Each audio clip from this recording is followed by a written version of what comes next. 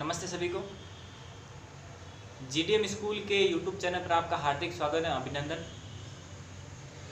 तो क्लास 6 के सामाजिक विज्ञान में पहला चैप्टर चल रहा था, उसकी ये 6ठी क्लास है। आज हम इस पार्ट को पूरा कर लेंगे। वैसे पार्ट तो पूरा हो गया है, लेकिन कुछ क्वेश्चन आंसर, कुछ महत्वपूर्ण तिथियाँ वो उनकी हम बात करेंगे। ठीक है, वैसे तो क्वेश्चन मैंने पूरा पढ़ा दिया आपको, क्वेश्चन आंसर आप इसके कर सकते हो आराम से, किताब में है आपके। तो अभी मैं कुछ महत्वपूर्ण तिथियां और क्वेश्चन आंसर आपको बता देता हूँ। जैसे पीछे एक क्वेश्चन दिया हुआ है, देखें। एक क्वेश्चन मैंने आपको लिखा है कि निम्नलिखित को सुमेलित कीजिए। निम्नलिखित को सुमेलित कीजिए का अर्थ होता है कि यहाँ जो बातें लिखी है और यहाँ जो बातें लिखी हैं वो उल्टी पुल्टी लिखी हुई है। मैंने यहाँ उल्टी पुल्टी लिख दी। आपको मिलान करके देखना है कि हाँ ये किसका होगा, ये इसका आंसर कौन सा है, इसका आंसर इसके सामने है, कोई ज़रूरी नहीं है, क्योंकि मैंने उल्टा पुल्टा करके लिखा है। तो आपने जब पाठ को अच्छे से पढ़ा है तो आप ये क्वेश्चन भी आराम से अच्छे से कर दोगे। मेरी गारंटी है, जिस बच्चे ने ये ईमानदारी से पढ़ा है वो कर देगा। ठीक है, तो देखें, पहला है नर्मदा नदी। पहला क्या है? नर्मदा नदी। अब नर्मदा नदी में ये आपको क्या दिख रहा है बताओ। पहले तो नर्मदा नदी की बात करते हैं। भारत के मध्य में एक पहाड़ी क्षेत्र है जिसे विंध्य पहाड़ी क्षेत्र कहा जाता है। ठीक है, विंध्य पहाड़ी क्षेत्र। उस पहाड़ी क्षेत्र से एक नदी निकलती है, उस नदी का नाम है नर्मदा नदी। ये एक नदी है। इस नदी के किनारे मैंने बताया था, इस नदी के किनारे लोग आए और लोगों ने क्या किया, शिकार किया, और उन्होंने वहाँ की वनस्पति, इसके आसपास का जो क्षेत्र था, वन क्षेत्र था, जंगल था, उसमें वस्तुओं का संग्रहण करने लगे थे, वस्तुओं का उपयोग करने लगे थे। तो शिकार करना, आखेट का मतलब क्या होता है मेरे को ये बताओ। आखेट का मतलब मैंने आपको बताया था, यानी नर्मदा नदी का जो आंसर होगा वो क्या होगा, ये होगा। आई बात समझ में? आई बात समझ में? ठीक है, आगे होगी। आगे देखते हैं, आगे देखें। आगे है कि मगध। मगध क्या है? मगध एक राज्य था उस समय। उस समय एक राज्य का नाम, एक देश का नाम है ये मगध। ये सबसे बड़ा राज्य था उस समय का। उस समय का सबसे बड़ा राज्य का नाम था मगध, इसलिए मगध का हो जाएगा पहला बड़ा राज्य। आई बात समझ में? अगला है गारो की पहाड़ियां। क्या है? गारो की पहाड़ियां। अब गारो की पहाड़ियों में मैंने बताया था कि सबसे पहले कृषि यहाँ की गई थी, तो इसका हो जाएगा प्रारंभिक कृषि। कृषि का मतलब क्या होता है? खेती। इसके आसपास खेती की। गारो बताओ मैंने कहाँ बताई थी? इस साइड उत्तर पूर्व में गारो की पहाड़ियां थी, बात की थी ना हमने, वो ये है। ठीक है, आगे देखते हैं। आगे है सिंधु तथा इसकी सहायक नदियां। सिंधु तथा सहायक नदियों का आंसर होगा प्रथम नगर। सिंधु, इसका ये हो जाएगा ये। ठीक है, क्यों? क्योंकि सिंधु तथा इसकी सहायक जो नदियां हैं, यहां पर प्रथम नगर का विकास हुआ था, प्रथम नगर बसा था। सबसे पहला नगर है और सबसे बड़ा नगर ये राज्य ये है। ठीक है, तो पहला कहाँ हुआ था। अब बात करते हैं लास्ट, गंगा नदी।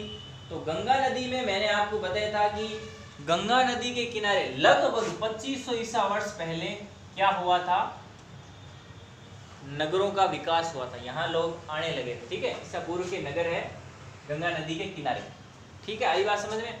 गंगा और इसकी सहायक नदियों, तो ये इसका आंसर है। नर्मदा एक नदी है, इस नदी के किनारे आखेट तथा संग्रहण होता था। मगध उस समय का सबसे पहला और बड़ा राज्य था। पहला बड़ा राज्य क्या था? मगध। गारो की पहाड़ियों के मैंने बताया पास में कृषि प्रारंभ हुई थी। सिंधु तथा इसकी सहायक नदियाँ के पास प्रथम नगर बसा था, और गंगा नदी में लगभग 2500 वर्ष के नगर हैं। ठीक है, बसे थे, इसका मतलब 2500 ईसा पूर्व। 2500 ईसा पूर्व का मतलब क्या हो गया? ईसा के जन्म से 2500 वर्ष पहले। ठीक है, ईसा पूर्व आपको देखें, इसको ईसा पूर्व मत लिखें, आप इसको लिख लें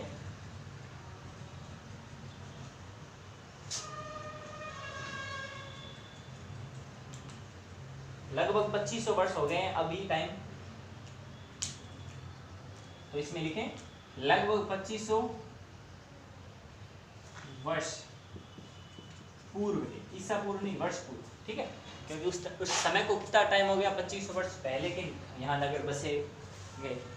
ठीक है, आई बात समझ में, इतना समझ में आया। ऐसे कुछ क्वेश्चन हैं आपके, कुछ क्वेश्चन में पूछा है कि जैसे मान लो कि एक है कि अभिलेख और पांडुलिपियों में क्या अंतर है, आपको पूछ ले कोई, आपको कोई पूछ ले अभिलेख और पांडुलिपियों में क्या अंतर है, तो पांडुलिपियां तो क्या थी,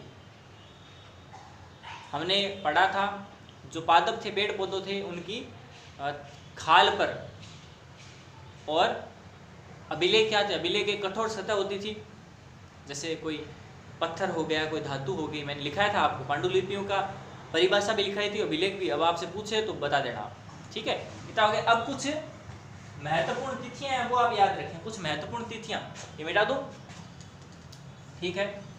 अब कुछ महत्वपूर्ण तिथियां हैं वो आप देख लें, जिससे आपको इजी रहेगा पढ़ने में। एक जगह अगर कोई चीज लिख ले तो तिथियां देखो मैंने अलग अलग जगह लिखाई, अलग अलग टॉपिक में, अब उसको एक साथ लिखेंगे ना, लिखा तो दिए मैंने, पर एक साथ उसको लिखेंगे तो आपको याद करने में आसानी होगी, ढूंढना नहीं पड़ेगा आपको बार में, ठीक है। तो कुछ महत्वपूर्ण तिथियां, या महत्वपूर्ण तिथियां लिखें, हेडिंग डालें महत्वपूर्ण तिथियां, महत्वपूर्ण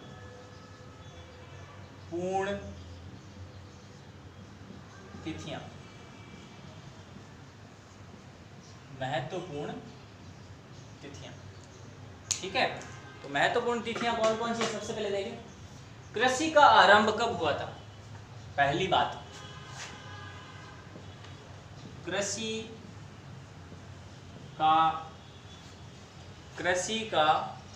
आरंभ कितने वर्ष पहले हुआ था, मैंने आपको बताया था कि कृषि का आरंभ हुआ था 800 वर्ष पहले, अब से 8000 वर्ष पहले, 800 नहीं है, 8000 वर्ष पहले, 8000 वर्ष पहले लोगों ने फसल उगाना यानी कृषि करना प्रारंभ कर दिया था, ठीक है। अगला है सिंधु सभ्यता के प्रमुख नगर, सिंधु सभ्यता क्या है, सिंधु जो नदी है उसके आसपास लोग आकर रहने लगे थे, तो वो सिंधु सभ्यता के प्रमुख नगर, तो इसकी बात करते हैं। तो सिंधु सभ्यता के जो प्रमुख नगर हैं वो कब बसे थे, वो बसे से 4700 वर्ष पहले, तो ये भी आप याद रखें। तीसरा देखें, तीसरा है गंगा घाटी के नगर या मगध का बड़ा राज्य, गंगा, आपको सबको पता है गंगा घाटी के नगर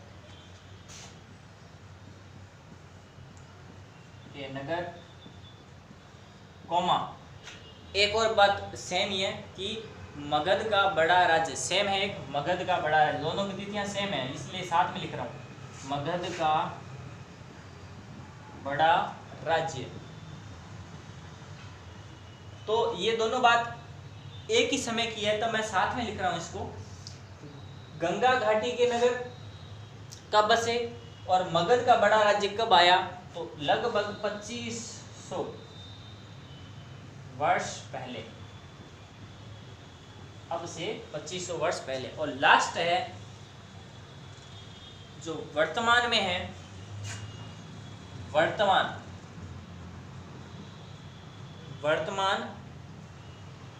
समय, वर्तमान यानी अभी मौजूद में कितना, लगभग 2000 वर्ष हो गए कि नहीं हो गए, लगभग 2000 वर्ष हो गए समय को, ठीक है, लगभग 2000 वर्ष पहले। तो ये कुछ तिथियां हैं, ये आपको याद करनी है।